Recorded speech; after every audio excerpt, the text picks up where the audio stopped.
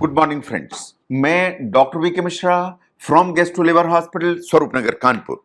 जब भी शब्द कोलेस्ट्रॉल आता है वो हमेशा घंटियां बजाता है। जो कोलेस्ट्रॉल है वो हमेशा चिंता की लकीरें बनाता है।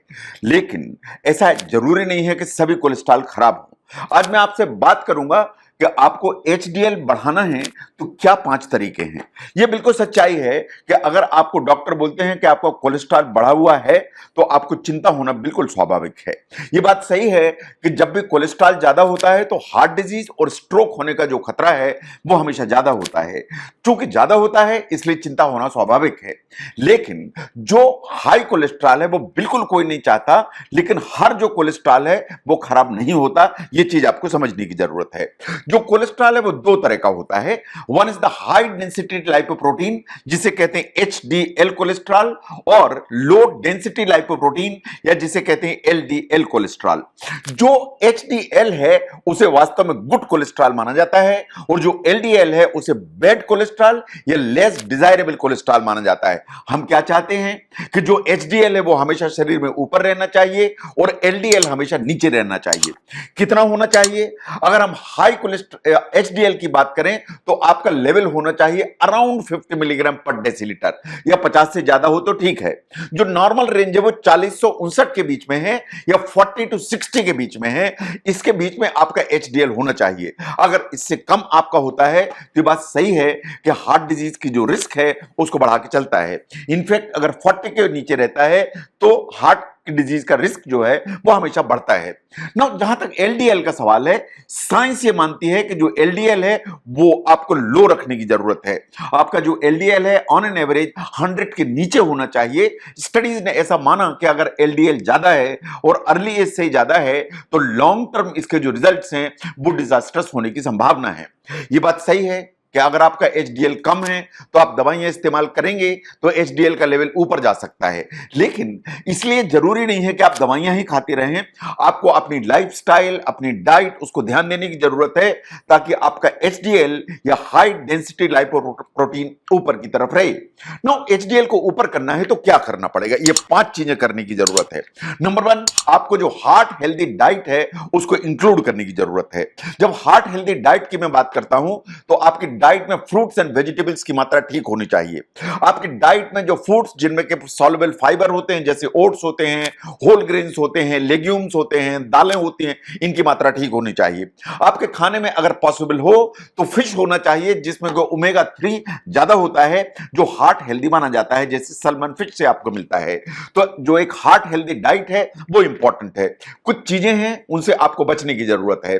जो एनिमल फैट्स हैं या दूसरे जो सैचुरेटेड फैट हैं उनसे आपको बचने की जरूरत है। जैसे आप बीफ खाते हैं, पोर्क खाते हैं, इन सब में आपको सैचुरेटेड फैट मिलता है।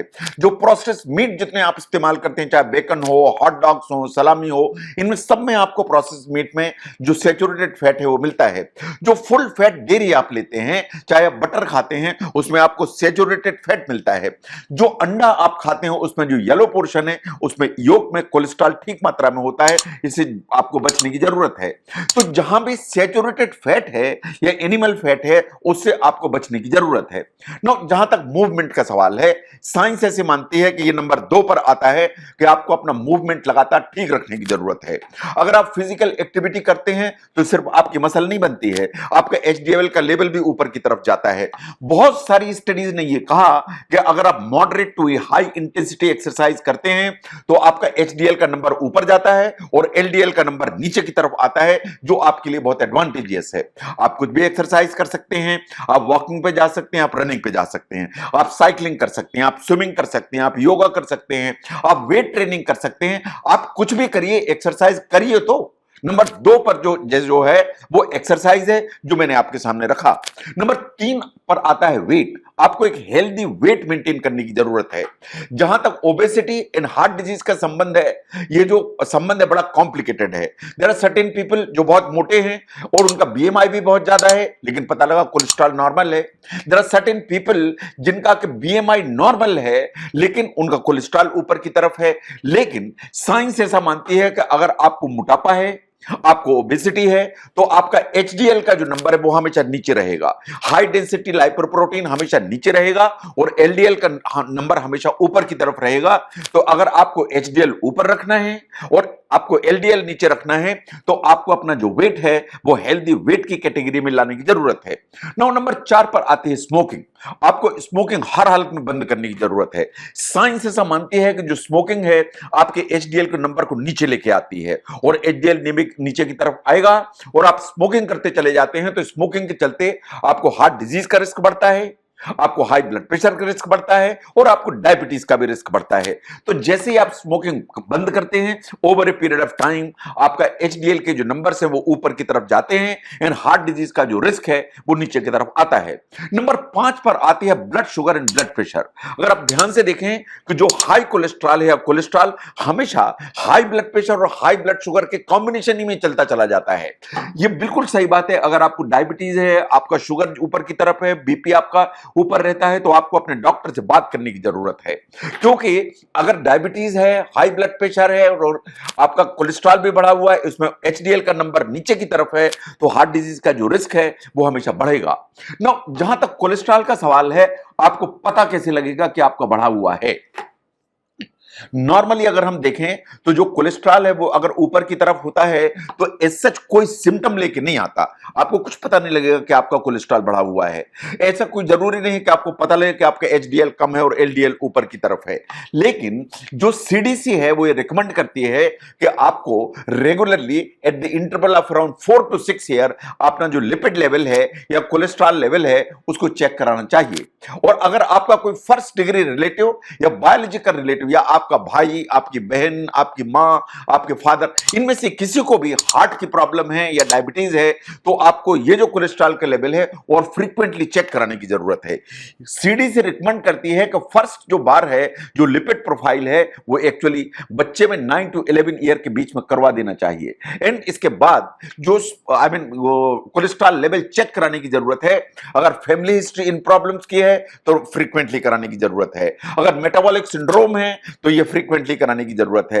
या प्री मेच्योर मेनोपॉज हो गया है कि नॉर्मली मेनोपॉज 45 पे होता है, मान लीजिए 35 पे हो गया है तो आपको लिपिड पे ध्यान देने की जरूरत है।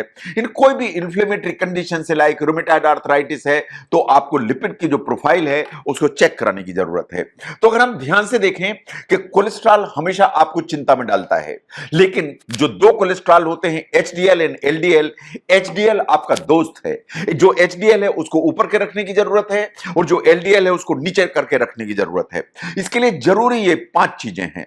आपको अपने डाइट पे ध्यान देने की जरूरत है, आपको अपने एक्सरसाइज पे ध्यान देने की जरूरत है, आपको स्मोकिंग को 100% बंद करने की जरूरत है, आपको अपना वेट वॉच करने की जरूरत है एंड अगर आपको unfortunately diabetes, high blood pressure है तो इनको प्रॉपर कंट्रोल करने की जरूरत है।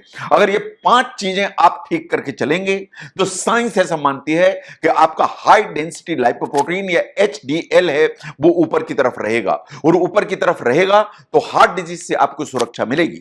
एचडीएल कैसे ऊपर रखा जाए इसको समझने में अगर ये वीडियो हेल्प करता है जरूर शेयर करें। मैं doctor V K Mishra from gastro liver hospital, Swaroopnagar, Kanpur. Thank you very much.